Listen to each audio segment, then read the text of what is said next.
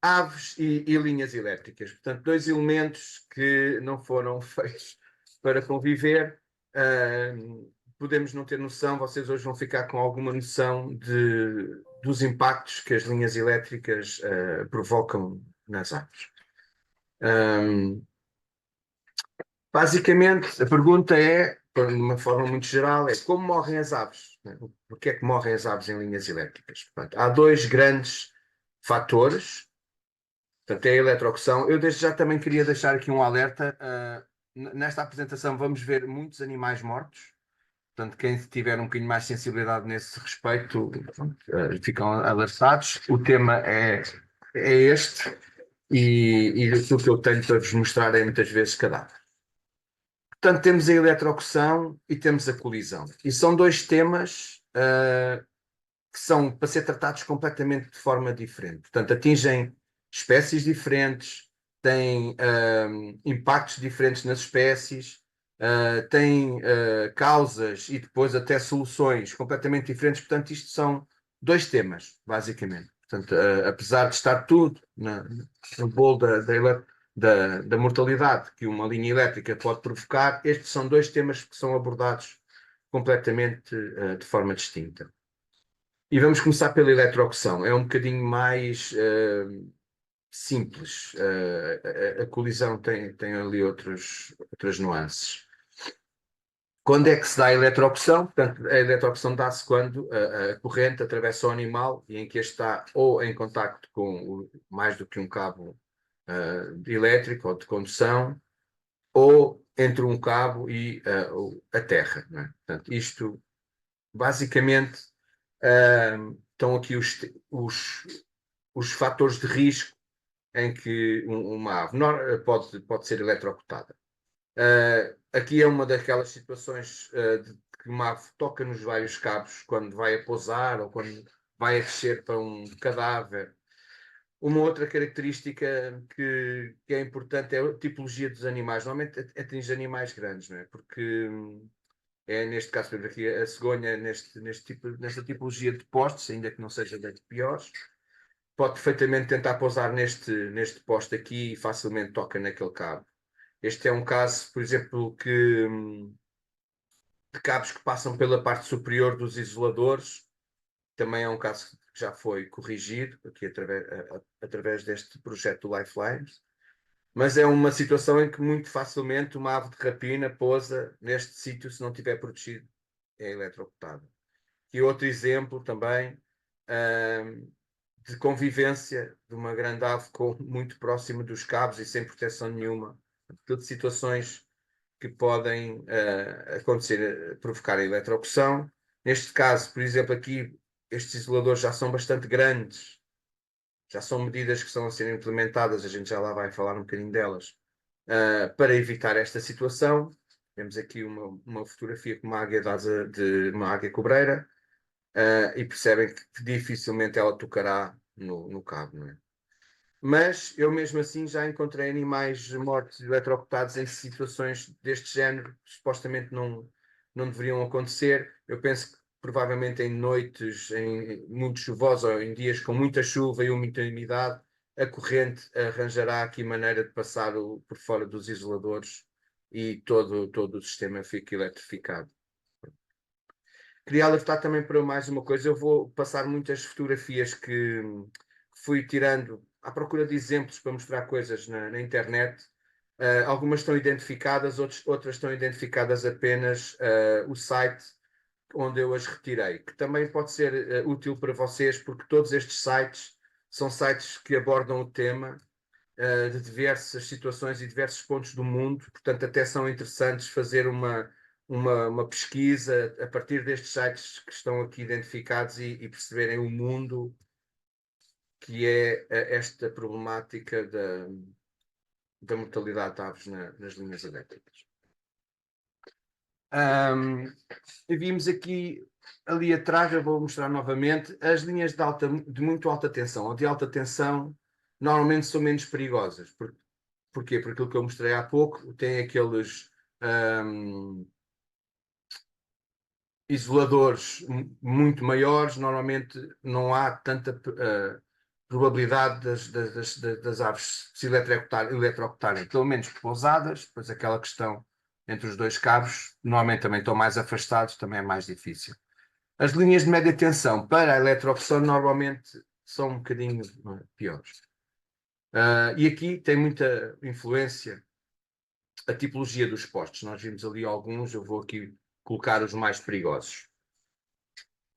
Em todas estas situações vocês percebem aqui o risco que aqui pode estar iminente, não é? Portanto, aqui neste caso as linhas a passarem pela parte de cima, qualquer ave que venha de grande porte, não é? Que venha tentar pousar neste poste, tocará com as asas em ambos os cabos, mesmo que não faça, depois daqui pousada, basta abanar a cauda, abanar as asas, espanejar-se, sacudir-se, aliás, que a probabilidade de ela tocar aqui em qualquer coisa é muito grande, não é? Nestes casos, que isto é muito comum em Portugal, estes por acaso não me lembro de ver cá, que são os seccionadores, em que a corrente passa por cima do poste, para o outro lado, e portanto cria aqui neste sítio um emaranhado, qualquer bicho que tente pousar aqui, e neste caso nem precisa de ser muito grande, basta uma rola, um pombo, um peneireiro, que venha tentar pousar aqui, provavelmente toca em um ou mais fios. Pronto, esta é a mesma coisa, portanto, tem aqui o seccionador por baixo, os cabos passam mesmo ali. Portanto, estes são os maus, são aqueles que normalmente são indicados até para corrigir quando acontece provocarem muitas mortes. Pronto, e este é um exemplo que é aqui uma confusão, eu acho que até um pardal, se viver por ali, a probabilidade dele um dia morrer é muito grande. Os menos perigosos, eu vou colocar aqui os exemplos, vou começar então aqui pelas as tais linhas de muito alta tensão, por causa da distância entre os cabos, da distância dos cabos aos apoios, tudo isto está muito mais protegido, porque há perdas enormes de energia e problemas se isto não tiver aqui um mínimo de segurança, e acaba por salvar também algumas aves. E depois há situações em que hoje em dia se estão já a trabalhar várias associações, Quercus, na Cataleia, a ILPN, uma série de entidades que estão a trabalhar para proteger para reduzir, para minimizar este problema. Então, isto são coisas que vocês têm com certeza já visto frequentemente. Os cabos a passar por baixo com os isoladores grandotes e ainda umas estruturas anti-poiso. Claro, vocês conhecem, a maior parte das cegonhas adoram estes dispositivos anti-poiso para colocar os ninhos. Aqui, dispositivos anti-poiso, isoladores grandes, virados para baixo, portanto, tudo uma série de medidas que já se vão fazendo e que são muito importantes continuarem a fazer-se para minimizar este problema da eletrocução. Espécies mais afetadas, fui-vos mostrando algumas, não é? Portanto, faz sentido que sejam espécies grandes, faz sentido que normalmente sejam aves de rapina, porque muitas vezes pousam nestes postos para ver o território ou para a procura de presas. As cegonhas também têm um hábito, como todos sabemos, de criar em zonas altas e aproveitam muitas vezes os postos para aí criarem os ninhos. Não é tão relevante para espécies passeriformes ou médias, dependendo um bocadinho da estrutura. Mas isto tem aqui o que é que difere, por exemplo, da colisão. Enquanto a colisão provoca muita morte, as eletrocuções, talvez em quantidade, não sejam tão relevantes como as da colisão. Mas depois atinge espécies muito relevantes, não é? Espécies normalmente ameaçadas ou quase ameaçadas, com estatuto de conservação ameaçado, como é as águias reais, as águias imperiais, as águias cobreiras, as bonelis, que usam muitas vezes os postos para descansar. Pronto. Ou seja, o impacto que a eletrocução faz no geral das aves não é muito grande, num grupo específico de aves é muito grande, e logo esse grupo específico normalmente contém uma série de espécies ameaçadas ou criticamente em perigo até. Pronto, relativamente à eletroação, este era o que tinha para dizer. Depois eu vou-me lembrando de mais coisas ao longo da apresentação. Aqui a colisão é completamente diferente. Portanto, aqui o problema é quando a ave colide com os cabos, e normalmente há uma quantidade, uma série de fatores que o podem ampliar a sua probabilidade, e muitas vezes há uma conjugação dos vários fatores, e normalmente é aí que se dão muitas vezes chamados pontos negros, que são zonas de determinadas linhas com uma mortalidade muito grande. Linhas de alta tensão, queria-vos explicar só porque depois eventualmente vou começar a usar esses termos. Os cabos condutores, normalmente ou duplos ou só um, correm nestes patamares que vocês estão a ver, nestes níveis que vocês estão a ver aqui, e há um cabo de guarda. Estes são os que conduzem eletricidade. Os cabos de guarda não conduzem eletricidade, é só a ligação à terra, e alguns levam fibra óptica. Estes cabos de guarda normalmente são muito mais finos que os cabos de condução, e são eles, muitas das vezes, são mesmo os cabos de guarda que provocam mais mortalidades. Houve uma série de trabalhos nesse género, acho que em Portugal não, mas no estrangeiro sim. E normalmente são os cabos de guarda que acabam por ser sinalizados quando acontece as linhas terem que ser sinalizadas por causa deste problema. Neste caso também há diferenças entre as linhas de muito alta tensão e as linhas de média tensão. Se nós, nas outras, no caso da eletroação, a eletroação não atinge, como falámos, aquele nicho de espécies, e as de alta tensão raramente provocam mortalidade. Neste caso, ambas apresentam mortalidades elevadas, mas atingem grupos de aves diferentes. Ou, e se pensarmos naquela mancha da reunião de dois conjuntos, claro que há espécies que aparecem nos dois, mas depois há um conjunto de espécies que aparecem mais em muito alta tensão do que em média tensão, e vice-versa. Aqui as diferenças que se encontram, quer no número de aves mortas, quer na tipologia das aves, muitas vezes difere com a altura. Portanto, nós temos aqui uma representação desde média tensão. Se eu estiver a errar na terminologia, eu não sou técnico de eletricidade, posso falhar, mas eu penso que a partir de 110 é alta tensão, e a partir de 220 talvez seja muito alta tensão. Não tenho a certeza do que estou a dizer, não é a minha área. Mas aqui temos várias alturas e, portanto, podemos imaginar que estes postos de até 20 metros de altura poderão aqui colidir uma série de espécies que utilizam esta zona, que circulam, que voam por esta altitude, e que aqui poderão ser atingidas espécies que voam com maior frequência a outro tipo de altitude. Okay?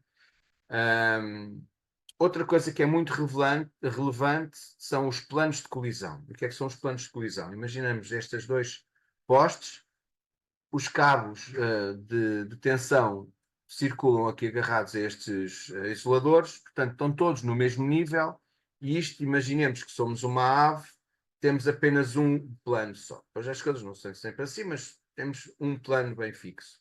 E depois temos um segundo plano sempre, que em todo lado corre os cabos de guarda. Portanto, temos o primeiro plano de cima, ainda por cima o mais alto, que são os cabos de guarda, e um segundo plano onde estão neste exemplo. Neste caso são 3 planos, mais o cabo de guarda. São 4 planos. Portanto, há muitas outras tipologias, mas isto, por exemplo, é um bom exemplo para perceberem como vimos ali, se calhar, no anterior, ainda mais no anterior, não sei se isso é a melhor forma de fazer. Imaginam os planos que estão aqui, não é? Portanto, e nós conhecemos alguns sítios assim, aquelas linhas paralelas à autoestrada ali pelo lado, Palmela, Eu imagino o que é que são 4 ou 5 linhas de diferentes tamanhos e tudo a passar ao lado umas das outras, o que é que será aquilo para um bando de aves querer passar de um lado para o outro. Portanto, isto para vocês perceberem que então, sim, 3 planos ou 4 planos ou mais de colisão, com certeza aumentarão a probabilidade de, em algum deles, os bichos colidirem. E, para além disso, oferece-lhes ali uma cortina, estes com muitos mais planos, oferece-lhes ali uma cortina que dificilmente eles conseguem, e rapidamente, sobretudo rapidamente, perceber se é para passar por cima, se é para passar por baixo ou se arriscam a passar pelo meio. E depois temos a localização. Portanto, tudo isto é válido e depois é somar a isto, depende dos sítios onde estas linhas são implementadas. Portanto, se é em montanha, se é em planície. Eu vou dar vários exemplos aqui relativamente à localização e os problemas que podem surgir aqui. Se é por cima de uma zona úmida, não é? Eu não sei se vocês conhecem aqui a zona da Lesíria. Eu olho para aquelas linhas a atravessar aqueles campos de arroz e aquela zona da Lesíria e pergunto-me: será que alguém anda ali a ver a quantidade de bichos que aquilo deve matar? Mas, pronto, há ali uma série de pormenores à volta da localização destes postos ou das linhas que podem influenciar mais ou menos na mortalidade. Pronto, isto assim um bocadinho genérico, mas as linhas de alta tensão tendem a matar mais aves migradoras. Nós temos vários exemplos, eu vou-vos falar em alguns deles, que de facto eu já fiz muitas linhas também de média tensão e não se vêem as espécies que se vêem com muito mais frequência nas de alta tensão. Tem a ver com aquela altura em que as aves voam e muitas vezes as aves migradoras, para além de voarem de noite, voam a uma altitude maior e, portanto, aparecem nas linhas, enquanto nas de média tensão é outro tipo de aves. Os bandos de aves muito grandes, isto, por exemplo, há uma outra fotografia no mesmo site com flamingos, zonas onde existe este tipo de abordagem, de distribuição de energia, que nós temos poucos em Portugal assim, mas que coincidam com zonas, por exemplo, onde descem grifos com muita frequência para ir comer cadáveres, ou zonas de alimentação. Pode acontecer ocasiões assim, de repente, de uma única vez, aparecerem uma série de fatalidades. As linhas de média tensão tendem a matar animais que têm um movimento mais regular por baixo da linha. É um dos fatores, eu vou falar na nisso, que pode aumentar ou não a probabilidade de algum bicho morrer numa linha, é a frequência com que esses bichos cruzam a linha. Esse é um. Há outros fatores, mas um deles é esse. Nesta situação, pronto, às vezes há situações destas linhas que não oferecem um problema muito grande na sua maior parte da sua extensão, mas depois, por passarem um troço, 1 quilómetro, ou até menos que 1 quilómetro, em determinados sítios, podem ser dormitórios, podem ser zonas de alimentação, podem ser vales em que as aves utilizam muito para se deslocar. Pronto, tudo isso, de repente, num quilómetro de uma linha, que aparentemente não traz grande problema no resto da extensão, chega àquele sítio e pode ter problemas, ou provocar problemas. Então, isto é uma pergunta um bocado básica, porque é que as aves colidem com a linha? Basicamente, ou porque não as veem, como é lógico, portanto, depois há aqui fatores que influenciam essa visibilidade, ou porque mesmo vendo-as, não conseguem se desviar delas a tempo. E aqui temos uma tipologia de espécies, um conjunto de espécies de grande porte também, não é? Que são normalmente aqueles que têm mais ou menor mobilidade em voo, e que mais uma vez vamos atingir um grupo de espécies que a maior parte delas está com grandes problemas. Não é? As aptardas, os gros não estão tanto, outros negros. Então, Portanto, como eu dizia há pouco, existem muitos fatores que podem provocar o facto das aves não verem a linha ou não se conseguirem desviar dela. E há muitas vezes, e eu tive essa experiência em muitas linhas, situações que fazem coincidir vários fatores. Pronto. E aí, muitas vezes, acontecem os tais zonas, que chamamos muitas vezes pontos negros, que são zonas onde parece que não acontece nada no resto da linha e depois é ali que os bichos vão morrer todos. Um desses efeitos, ou um desses fatores, é o efeito bando. Porquê? Normalmente, quando as aves vão em bando, há uns líderes que vão na frente do bando e o resto das aves seguem-nos, basicamente. Muitas vezes não estão atentos ao ambiente envolvente e normalmente reagem por reação do da frente. O outro desvia-se, eles desviam-se também. O que acontece muitas vezes é que os primeiros, ou pelo ali, há sempre alguns que não estão muito atentos ou que não têm velocidade depois suficiente para se desviar e quando os grandes bandos atravessam as linhas, normalmente dá-se algumas fatalidades. Isto acontece nos torninhos, muito, acontece com abibos, com tarambolas, e isto é uma evidência que nós encontramos no campo, não só por estas espécies, como a conjugação destas espécies com a época do ano.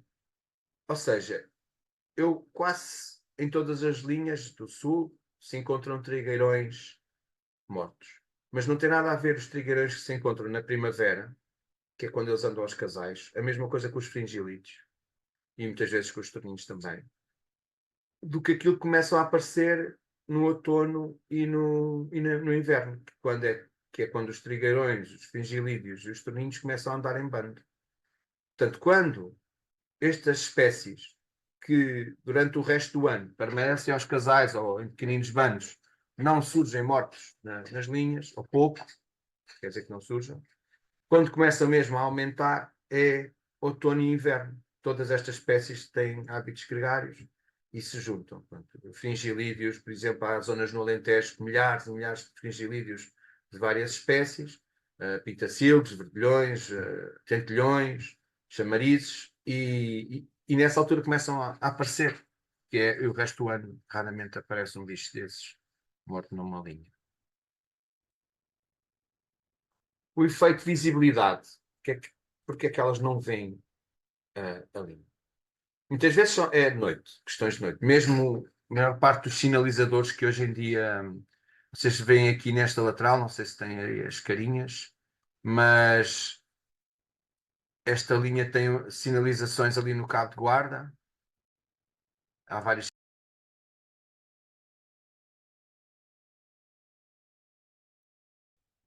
Ricardo, estás sem som, desculpa. Ficaste sem microfone.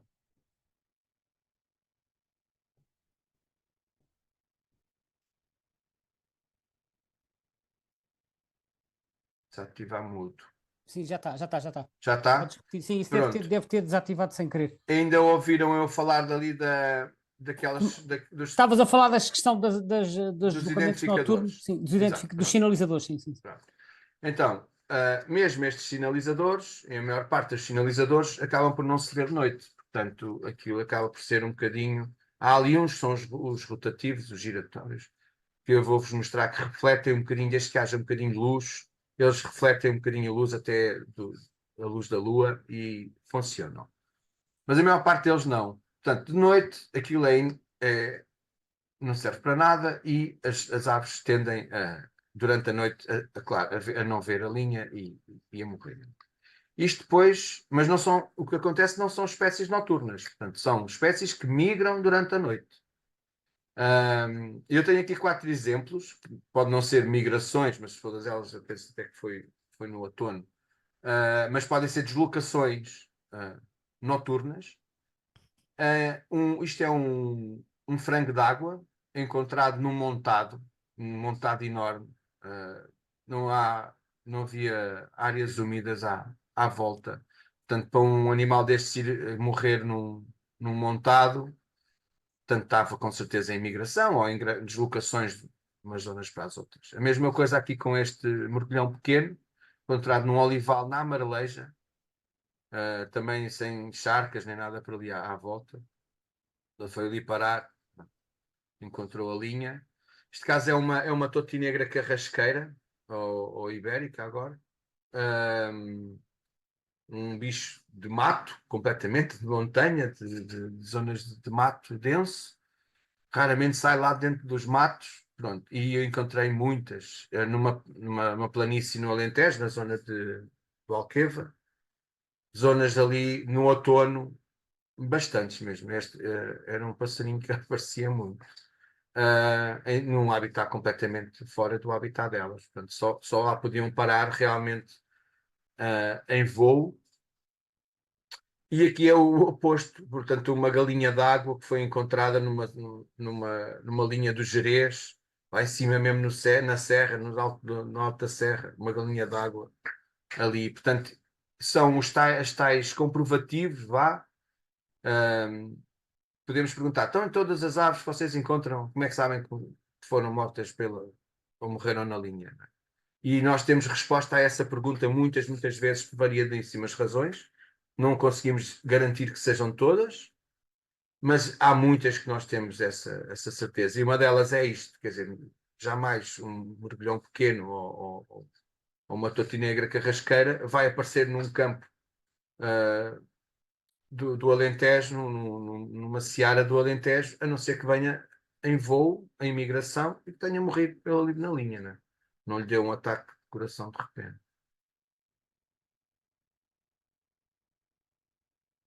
Ok. Outro, mais temas acerca do nevoeiro e da contraluz. Acerca da visibilidade, é o nevoeiro e a contraluz. Portanto, é um fator. O nevoeiro é terrível, como vocês podem imaginar. Portanto, se às vezes a gente não consegue ver os postes, muito menos as linhas. E há uma série de espécies que têm movimentos diários, como é o caso dos grôs, matinais ou crepusculares, e, portanto, este fator é um fator que os afeta muito. Eu tenho aqui, trouxe aqui estes dois exemplos. E tenho o outro, é o que está aqui nesta fotografia lateral, são três.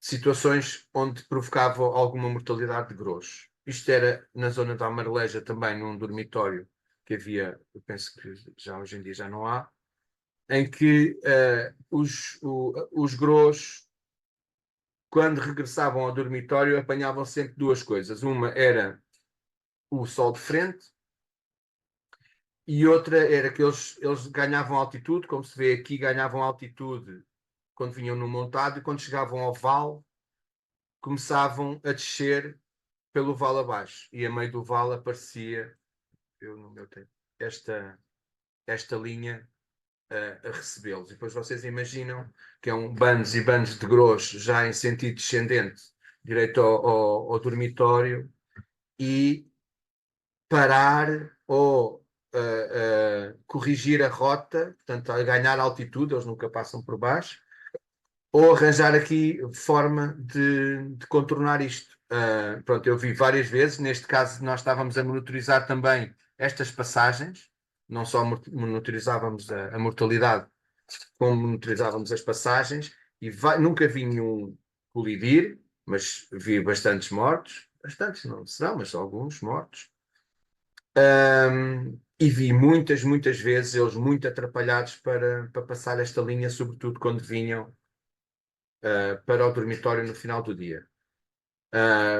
Ou não viam a tempo, ou viam a tempo e corrigiam a rota lá atrás, ou então era uma complicação quando estavam a chegar, tinham que travar, tinham que dar a volta e subir, e muitas vezes dava uma grande algazarra aqui com os de trás a começar a bater nos da frente, coisas assim mesmo, parecem desenhos animados. Pronto, e neste caso também acontecia outra coisa ao contrário, que era quando eles vinham do dormitório, vinham a subir esse vale, e vocês sabem que os grossos são bichos pesados, têm um voo lento e pesado. De manhã, a vir do dormitório, aquilo é a subir por aquela vale sempre, e era só por um vale, praticamente, que eles ganhavam a altitude, por aquele vale fora, e quando chegavam ao meio, quase no topo do vale, deparavam novamente com a linha e também às vezes era complicado. Se estivesse no voeiro, era mesmo fatal. Todos os grossos que eu encontrei mortos nesta linha foram manhãs a seguir a manhãs de nevoeiro. Foram uns 4, acho eu. E depois esta aqui é uma linha de média tensão, mas que foram colocá-la mesmo em cima do dormitório dos grossos. Este aqui, eu mais ou menos controlava este dormitório e quando vi a linha lá, pensei assim, como é que é possível isto ser aprovado, colocarem uma linha aqui em cima do dormitório? Porque eles quando saíam do dormitório, ainda vinham tão baixinhos que das duas uma, ou passavam mesmo por baixo, e eles raramente passam por baixo, ou era muito complicado. E em dias de nevoeiro eu pensei logo assim, bom, em dias de nevoeiro isto vai ser aqui uma coisa bonita. E depois houve um dia que fui trabalhar lá para a zona, tinha estado assim um nevoeiro nessa manhã, e eu pensei assim, olha, vou ali dar um saltinho voluntário, não estava em trabalho. Estas fotografias foram feitas, não estava em trabalho. Eu disse, deixa lá ir ver ali o que é que se passa ali. Assim que cheguei um bocadinho mais alto e vi a linha de cima, vi logo um deles. Eu disse, ui, pronto. E estavam lá dois. Pronto. E depois eu estava a dar exemplo, este tal casos particulares de localização. Portanto, pode ser muito, muito perigoso sobre dormitórios. Também tenho uma história triste sobre os torninhos, de uma linha que passava paralela a uma linha d'água, uma linha de alta tensão, muito alta tensão. Passava paralela à linha d'água e na linha d'água tinha uma galeria ridícula, brutal, e então tinha uma colónia, um dormitório de estorninhos, uma coisa surreal, surreal. E então imaginam o que é um dormitório dos torninhos no final do dia, quando eles estão a vir para o dormitório, que ora levantam, ora pousam, ora fazem banhos, andam ali às voltas.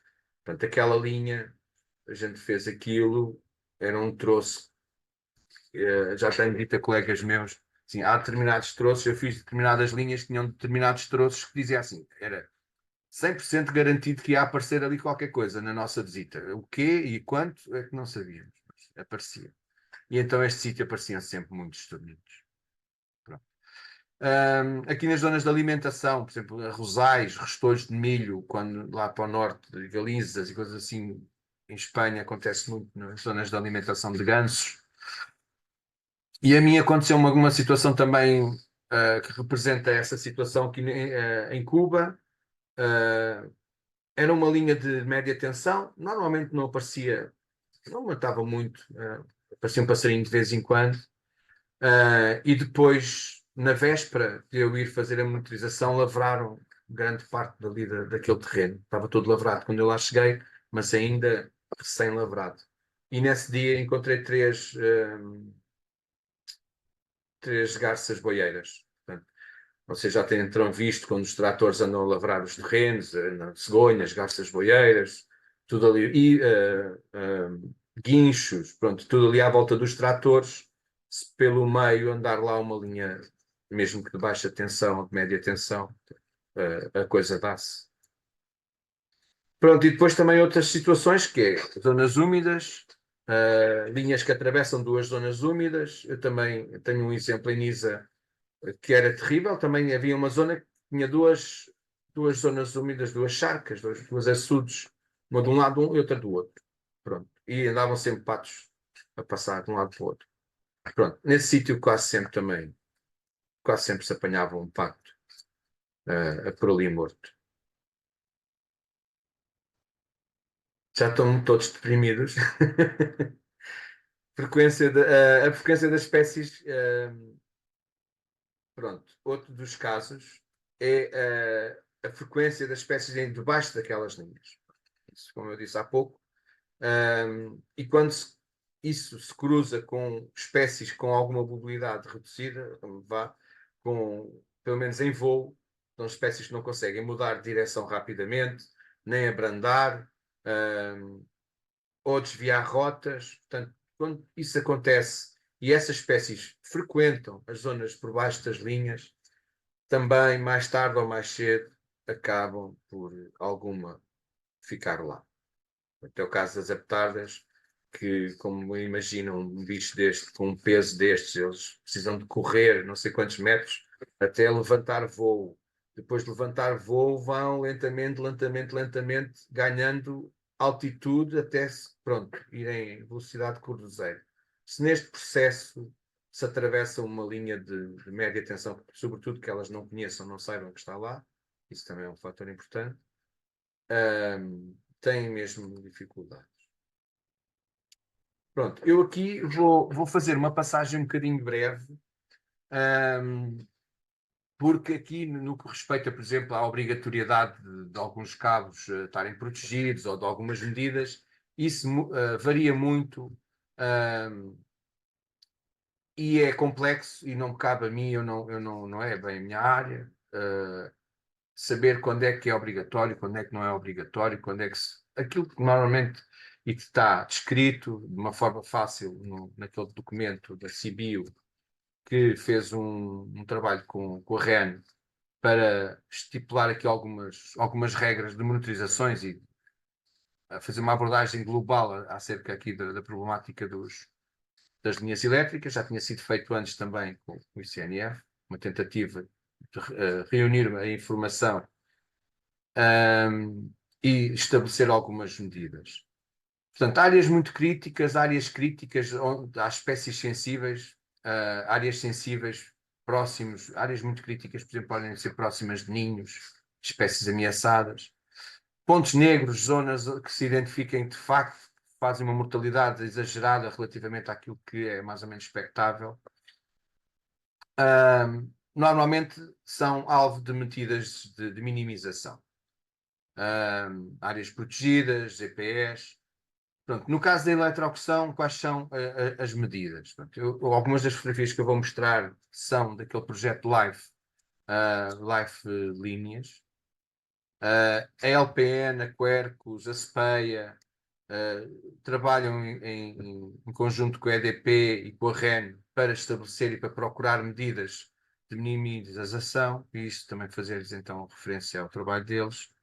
E o que é que acontece? Neste caso são estes protetores, são umas borrachas, uns protetores do cabo, que vão conseguindo proteger o cabo nestas zonas onde eventualmente as espécies pousam e podem tocar com os cabos com a terra, mas também traz alguns problemas, não são 100% eficazes. Às vezes separam-se, afastam-se, e depois é um isolador fino, não é? Não imagino. Mas isto está a ser mensurado, está a ser medido lá no âmbito dessa cataleia. No princípio, está a ser verificado qual é que é a eficiência e eficácia disso. Portanto, o aumento o tamanho dos isoladores, como vimos há pouco, as tipologias dos apoios, também vimos aquela questão dos apoios, as linhas correrem por cima dos apoios ou por baixo. Portanto, e os dispositivos anti-poiso, que também vimos ali alguns casos. Pronto, são coisas que é o que se está a fazer, principalmente para minimizar a eletropressão. No caso da colisão, estão a testar-se vários modelos para sinalizar os cabos de guarda ou até mesmo os cabos condutores. Existem várias tipologias. Uma outra hipótese é o desvio da linha, determinadas zonas mais sensíveis, mas isto eu penso que nunca aconteceu. Alteração da morfologia dos apoios, aquela situação da esteira vertical e da esteira horizontal, que é os três níveis de colisão, ou um só, sem contar com o cabo de guarda. Portanto, a esteira vertical são esses de três, por exemplo, e a esteira horizontal são os que têm só um nível de colisão. Portanto, pode ser alterado e pode reduzir a mortalidade.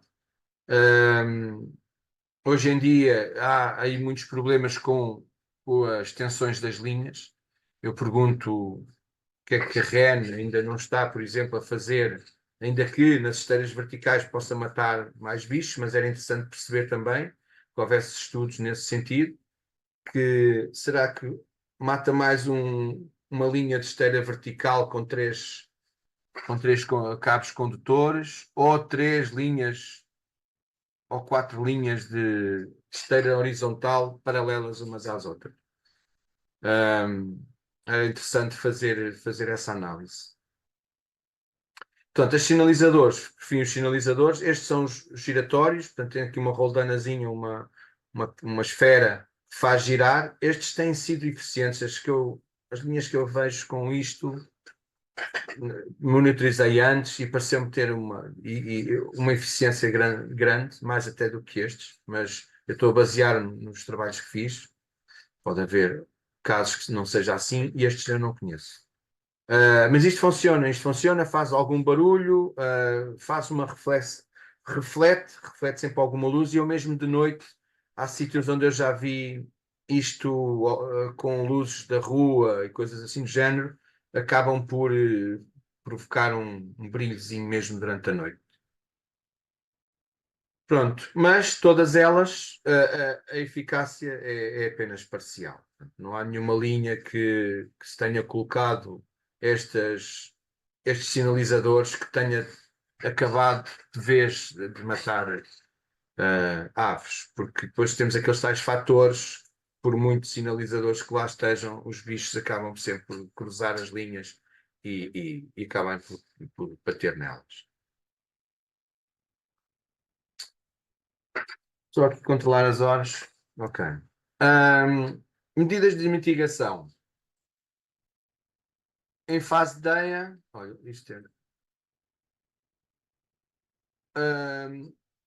são determinados quais as linhas que são sinalizadas, ou se são sinalizadas só, se são sinalizadas e feito um plano de motorização, ou outras metodologias do género de censos de aves em volta das linhas ou atravessamentos. Portanto, isso dependendo do grupo de aves que eventualmente essa linha pode impactar, os estudos e as definições os critérios de monitorização acabam por mudar também. Agora baralhei-me um bocado, peço desculpa. Pronto, o consiste e como começa. Como é que são as monitorizações da mortalidade? Uma das coisas que nós fazemos para verificar de facto se existe ou não mortalidade naquela linha. Nas de média tensão, normalmente são mais estreitas, têm uma faixa de 20 metros, ou a gente tem um compromisso de que nessa faixa de 20 metros se faz a monitorização do que é que caiu ali, que terá morrido na linha.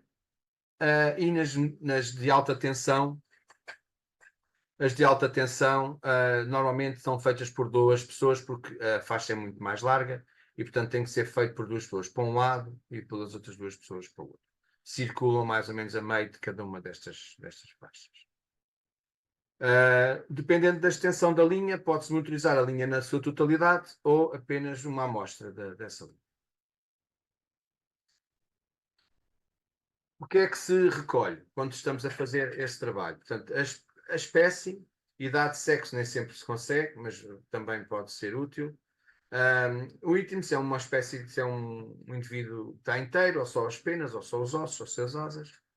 A localização geral, portanto, mais ou menos o vão onde foi as coordenadas, o vão onde foi encontrado, a distância que estava aos postos. A localização relativamente à linha, esta sim, por exemplo, é muito importante para outros fatores que vos vou explicar já a seguir. A localização relativamente à linha, se está mesmo debaixo da linha, ou a 1 metro da linha, ou a 4 ou 5 metros da linha, isso é muito importante. O estado do cadáver, portanto, se foi só penas neste caso, ou a parte do corpo, ou se está inteiro. E, neste caso, tentar medir há quanto tempo é que aquela ave poderá ter morrido ali? Há quanto tempo é que ele está ali no chão? Isto também é um fator muito importante para depois aplicar às taxas de remoção, já vou explicar o que é, e é importante conseguir mais ou menos estimar quando é que aquela ave terá morrido. O grau de cobertura do solo, portanto, a quantidade de vegetação ou de elementos que estão no solo, que possam provocar distração, e o habitat. O habitat tem nuances engraçadas. Não sei se vou ter tempo para contar estas coisas todas. Depois tem uma certa periodicidade, essas visitas. Ao longo dos anos tem variado imenso. Parece que ultimamente, depois provavelmente de ter saído aquelas indicações do ICN ou do outro manual do civil, começou-se a estabilizar um bocadinho mais as frequências das visitas, mas eu quando comecei, cada linha tinha a sua frequência, não era não tinha um padrão. Pronto, fiz uma aqui todos os meses, com uma visita por mês, por exemplo. Dava depois uns gráficos interessantes.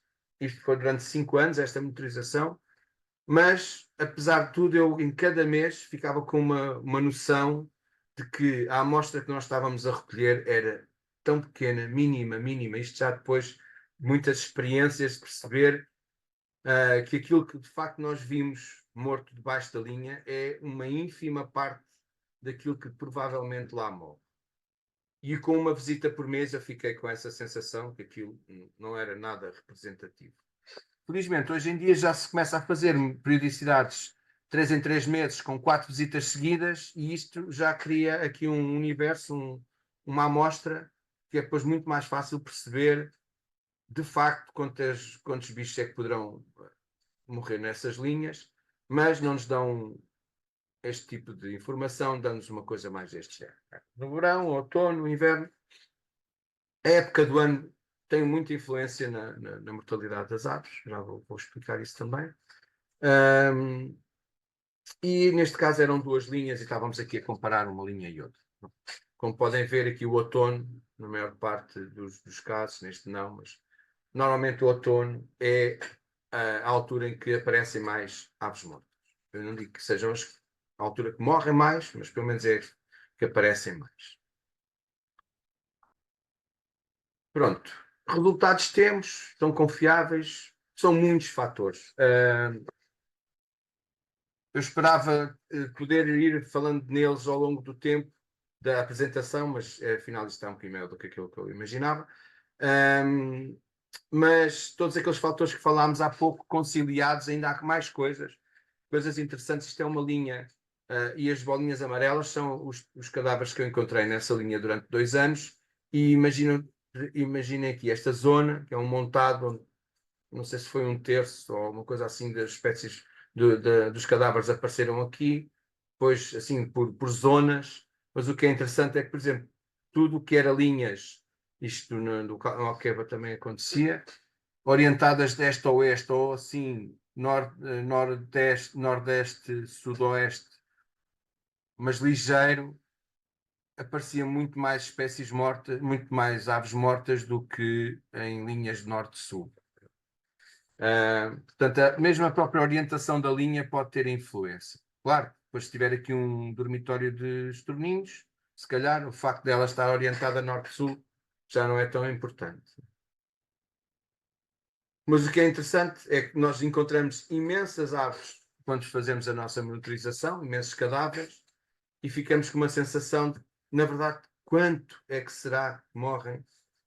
E há pelo menos dois fatores desses que nós tentamos contabilizá-los ou mensurá-los.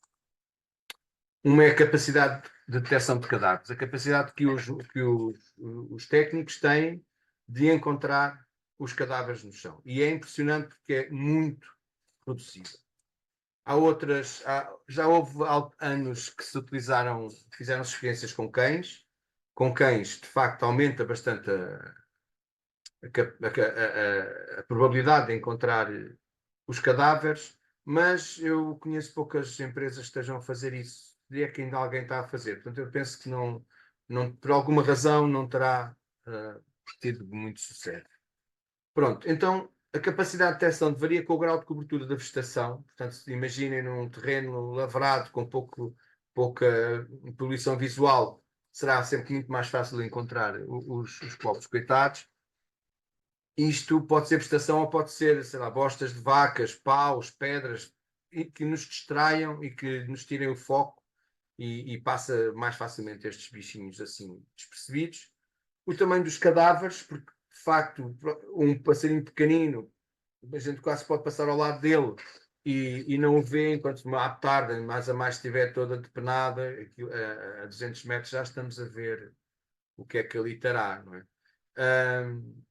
A distância dos cadáveres à rota dos observadores, isto é muito importante, também tenta ser testado, porque uma coisa, no caso de uma ave tarda, se calhar até a 100 metros a gente já está a ver, mas outra coisa é um passarinho pequenino, a 5 metros com vegetação alta, é claro que nós não o vemos, não é? Enquanto se estiver mesmo ali por baixo do cabo, ou pelo menos por baixo do sítio onde nós andamos a caminhar, a probabilidade é maior. Aqui estamos a ver muito do que nós muitas vezes vimos no terreno, é isto. São penas, percebe-se que houve um bicho que morreu ali e que entretanto foi comido e deixaram lá as penas. Né? Outras vezes estão assim. Entendes?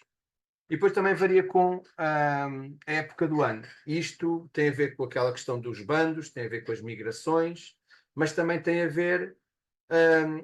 Peço desculpa, estamos a falar da capacidade de detecção. Tem a ver com o pasto que está no solo. Né? Portanto, no verão, no outono, temos muito, se for pastoreado, temos muito do terreno no chão, praticamente sem vegetação, e na primavera temos vegetação pelos joelhos, cheios de flores. Portanto, imaginam que ao longo do ano isto também, esta capacidade de detecção varia bastante. Pronto, para calibrar isto são feitos testes aos observadores. Pronto, são colocados modelos no terreno, dos vários tamanhos, às várias distâncias das linhas, com diferentes, e são feitas várias passagens por parte dos observadores para tentarem, para ver o que é que realmente vem. Portanto, está definido o número de bichos. Ricardo, desculpa, agora o teu som, houve aí uma quebra de som e passou-se a ouvir pior. Verifica o microfone, por favor. Estamos a chegar ao fim. Agora está bom novamente. Estamos a chegar ao fim, não é? Sim, mas podes continuar. Houve só uma quebra de som, mas agora já está bom. Pronto, não falta muito, mas já não posso me distrair muito mais.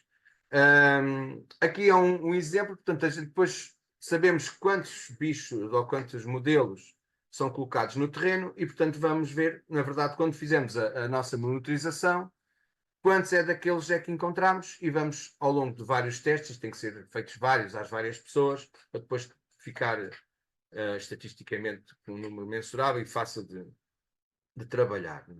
Pronto, aqui é um exemplo, várias faixas de distância, de 0 a 1 metros, de 1 metro a 3 metros e 3 metros a 5, para cadáveres pequenos, médios e grandes. Portanto, percebe-se aqui a 1, portanto, mesmo por baixo das linhas, os cadáveres grandes, claro que já não passam despercebidos, vêm-se 100%. Mas, logo ali a 3 metros, às vezes já falharam alguns, e neste caso também. Mas as aves pequenas, então, essa diferença é muito grande. Mesmo por baixo da linha, mesmo por baixo dos nossos pés, muitas vezes só encontramos quase 80% daquilo que lá está, que é impressionante, mas é verdade. E então, bichos que caiam um bocadinho mais longe da linha, nos tais 5 metros ou até mais, no caso das muito alta tensão, torna-se mesmo muito difícil ver aqueles cadáveres àquela distância. E aqui é outro exemplo neste caso, o grau de cobertura, relativamente ao grau de cobertura do solo. Portanto, aqui 1,2 quer dizer ter ou nenhuma vegetação, ou uma vegetação rala, com uns tufos, umas coisas assim do género, que será o 2, e o 3 é uma vegetação já densa, pela canela, em que já é muito mais difícil estar a ver o solo. Portanto, normalmente estamos a ver a vegetação e não o solo. E também são feitos os testes a contar com esse fator. E aqui vemos, por exemplo, em grau 1 e 2, mesmo assim vimos 90 nas distâncias todas. Portanto, isto é a média para estas distâncias com estes graus de cobertura, e isto aqui é ao contrário, a informação ao contrário. Para todos os graus, todas as distâncias, para estes graus de cobertura, acabamos por ver só praticamente 50% dos passarinhos pequeninos para este grau, que é quase 1 e 2 é básico, é quase sem vegetação nenhuma. Um bocadinho com mais vegetação, os grandes vêem-se menos, mas mesmo assim é natural que se continuem a ver. Os pequeninos, então, passam para valores à volta dos 20%, 30%. Portanto, se nós vimos 30% dos passarinhos pequeninos que lá estão, é porque nos escaparam 70%. Né? Essas as contas. Que dá a ideia que somos todos uns nabos a procurar bichos, mas o que dá a ideia mesmo de facto é que quando nós estamos a fazer as monitorizações da mortalidade e encontramos 2, 3, 4 pássaros mortos num dia, considerando isto, podemos perceber a quantidade deles que nos escaparam. Isto fazendo uma média das médias de tudo, anda muitas vezes à volta do quê? Os pequeninos vemos há cerca de 40% dos animais que lá estão, os médios 60% e os grandes 88%. Isto depois vai ser aplicado aos nossos dados de mortalidade. Remoção de cadáveres, outro dos fatores que nós testamos. Portanto, o que é? É a capacidade, intensidade ou velocidade que os necrófagos têm de retirar os cadáveres do solo. Eu tenho aqui, a remoção é diferente da predação. Porquê? Porque quando falamos em remoção é desaparecer os vestígios mesmo. Ou seja, quando a gente vai fazer o nosso trabalho, não está lá nada que a gente consiga dizer, olha, morreu aqui um bicho. Outra coisa é a predação. Muitas vezes a predação, ao fim de 3 ou 4 dias ou 7 dias, a predação é de 100%. Ou seja, todos os animais que nós colocamos no terreno foram predados. Alguns desapareceram mesmo, outros lá ficaram as penas, ou os ossos, ou qualquer coisa assim do género, predados ou deteriorados pelos necrófagos, insetos e formigas e coisas assim. Portanto, daí a diferença. Varia com a época do ano. Porque é que varia com a época do ano? Porque, por exemplo, na primavera estão os mamíferos a alimentar as suas crias. Há uma remoção de cadáveres bem maior do que no resto do ano. Mas, por outro lado, depende também, eu digo aqui na região, em algumas regiões que, por exemplo, recebem muitos milhares reais durante o inverno, o inverno eles aprendem muito. Tenho colegas meus curiosos com essa situação, eles aprendem rapidamente a que por baixo da linha existem cadáveres e então às tantas chegam a estar de um lado para o outro, a correr as linhas ou em círculos, em bando, sempre ao longo da linha. Portanto, percebe-se perfeitamente que eles já perceberam que ali há comida, não é? E, portanto, a época do ano às vezes pode variar, dependendo da região, ter ou mais ou menos remoção de cadáveres. Pronto, os tamanhos dos cadáveres, eu não sei se tenho aqui. Não. Pensava que uma fotografia. Aqui. O tamanho dos cadáveres. Claro, se for uma aptarda, um grou, uma cegonha, dificilmente, se calhar, um predador pega nela e a leva. Não é? O que normalmente acontece é que comem-nos num local e, como os comem no local, acabam por lá ficar as penas e os ossos e essas coisas. Portanto, isso é mensurável quando nós vamos fazer a nossa visita. Enquanto for um passarinho pequenino, facilmente passa, pega e leva, não é? Ou mesmo os milhafres ou os corvídeos fazem isso muito. E depois tem a ver com a permanência. O que nós também testamos é quanto tempo é que estes cadáveres ficam lá então no solo. E cadáveres às tantas, cadáveres com já mais putefactos, já não são fáceis mais de serem levados pelos predadores e acabam por ser deteriorados pelas formigas ou pelas larvas de mosca. São feitos testes e os testes são basicamente. Onde está meio tudo? Oi? Está tudo bem? Agora está, sim, agora já se vê bem. É? Continua. Pronto. São colocados uma série de cadáveres no solo, perto da linha, e vamos lá testá-los um dia, 2 dias, 3 dias depois, 4 dias depois. Depois, normalmente, com as visitas, eu saltei talvez isso um bocadinho lá atrás, tem aquela a periodicidade de 7 dias, grande parte das linhas hoje em dia. É importante perceber ao fim de 7 dias quantos bichos desapareceram, que é o nosso intervalo de tempo de visitas. 14 dias, 21. Pronto. E isto é aqui um exemplo do que é que pode desaparecer. Se vocês virem aqui nestes últimos dias, às vezes a variação já é muito pequena, porque nestes primeiros dias desaparecem logo uns poucos, e há outros que são comidos e ficam as penas. Se ficarem as penas depois já ficam lá, pronto, durante meses, se for preciso, porque já ninguém vai mais comer penas e elas ali ficam, às vezes muito degradadas, e portanto muitas vezes depois disso já só desaparece coisas às vezes com eram muito pouquinhas penas e que depois com o vento e com a chuva acabam por desaparecer. Os grandes é o que eu vos explicava, portanto os grandes são muitas vezes comidos no local e portanto os vestígios ficam lá durante muito tempo. Isto permite ter uma ideia, ainda que assim muito teórica, mas de quantidade de bichos que são removidos de cada vez que nós lá vamos fazer entre visitas da nossa monitorização. Portanto, visitas de 30 dias, depois de ver resultados deste género, Ou seja, já não estão lá praticamente bichos nenhuns que tenham morrido há 30 dias. Claro que não morrem todas no mesmo dia, como nós fazemos o teste, vão morrendo, e por isso nós não podemos fazer depois as aferições àquilo que não vemos e aplicamos estes fatores de facto àquilo que vimos. A gente sabe que temos lá um passarinho que foi identificado como tendo só 1 ou 2 dias de permanência no solo, e segundo o que aqui temos é que isso provavelmente é 25% dos bichos que realmente lá caíram para aquela data. Pronto, não há muita forma. Neste momento é o que é a forma como temos de trabalhar depois estes dados. Depois há já aí umas coisas mais complexas, já vos passo a explicar. Como é que se aplicam estes dados? Pronto. ICNF 2019, resultante de um trabalho feito pela Quercus, SPEA, ICN, LPN, EDP, em 2005. Espero não me estar a esquecer de ninguém. Eu já estou a dizer que eu sou muito pouco teórico, muitas vezes, nessas coisas. Estipularam esta fórmula que calcula a mortalidade estimada, ou seja, aquilo, para além daquilo que a gente vê, consoante aqueles dados que temos dos testes de remoção e dos testes de detecção, o que é que podemos imaginar, ou pelo menos calcular, não é imaginar, é calcular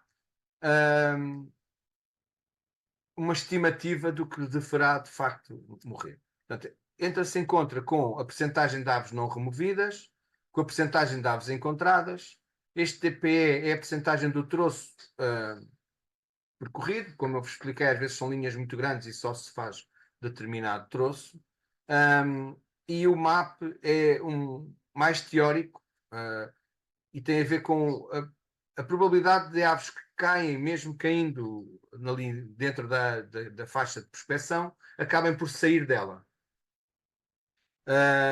Isto parecia-me sempre muito confuso, esta coisa, não acreditava muito nisto, até ver uma vez uma petinha por baixo da linha sem asa, a correr só, portanto ela deve ter levado, também deve ter caído lá, batido na linha, e de facto continuava viva, não tinha uma asa. Portanto, isto pode acontecer, isto está mais ou menos calculado,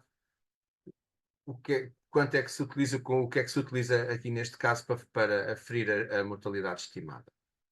Há outros estimadores, baseados neste caso é com aquele programa do R, que já nós introduzimos todos estes dados de mortalidade, de detectabilidade, de remoção, outros fatores que eles pedem, e o programa gera uma probabilidade de uma estimativa do que é que realmente morrerá na linha.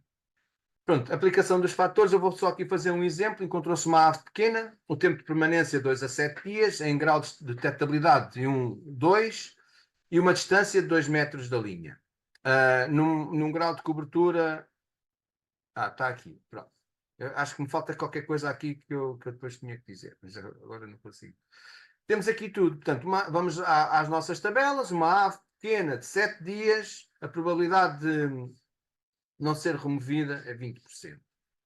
E o PO, vamos assumir a percentagem de aves pequenas encontradas em grau 1 e 2. Pronto, a nossa prospeção é 40%.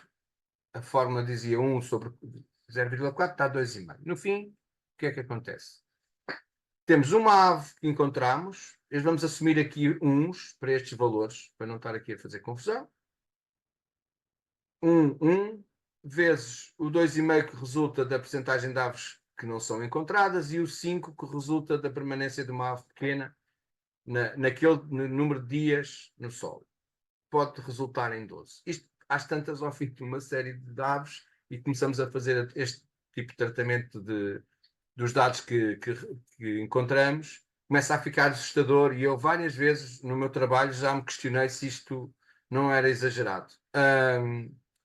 Mas, ao mesmo tempo, a experiência do campo diz-nos que, de facto, existem imensos bichos que desaparecem, que são comidos pelos predadores. Existem muito poucos bichos que nós encontramos. Muitas vezes, a fazer estes testes de detectabilidade, os três elementos fazem aquele troço 5 ou 6 vezes num dia, e nas 5 ou 6 vezes nesse dia encontram aves selvagens cada um é capaz de estar a encontrar as diferentes. Já tive várias situações. Olha, encontraste a tricápila? Não, não, mas encontrei um tentilhão. Ah, mas eu não vi o tentilhão. Onde é que está o tentilhão? Pronto, isto ao fim de passar não sei quantas vezes no mesmo sítio. Portanto, é muito provável que de facto estes valores não sejam assim tão diferentes. Mas, entretanto, fizemos aqui uma experiência para testar este GNest, este tal estimador, com os mesmos dados, e este dá-nos assim uma coisa diferente e dá-nos uma probabilidade,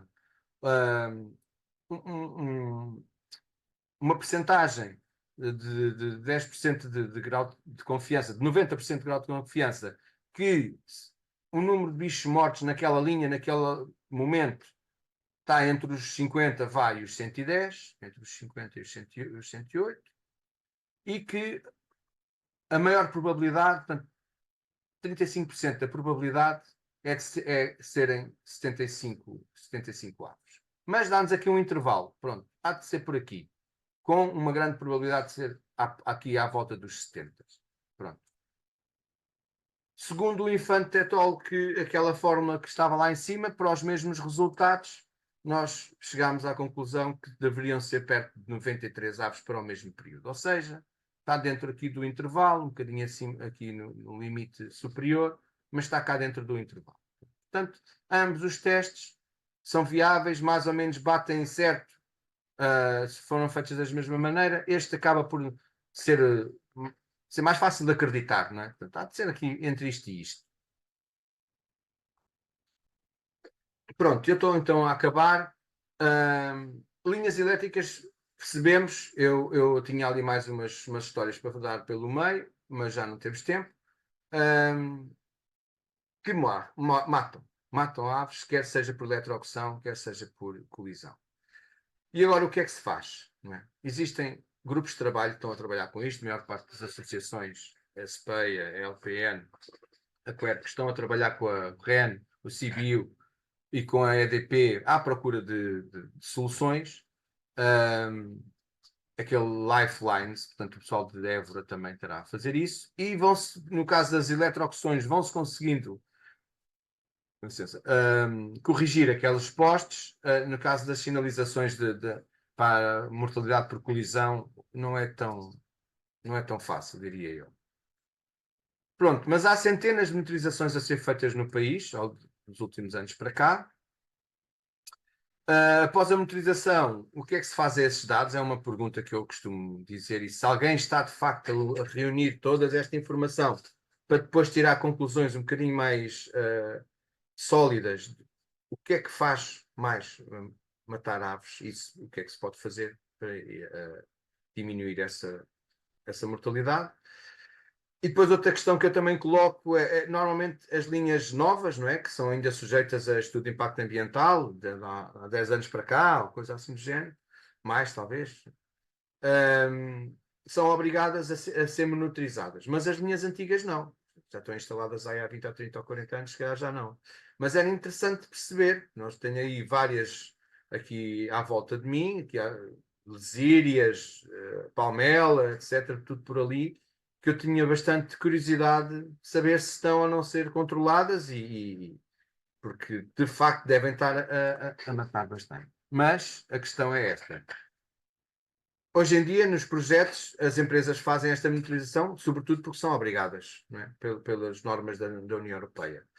Mas, de facto, alguém quererá mesmo saber quantos milhares de aves morrerão nos milhares de quilómetros de linhas elétricas que percorrem o país?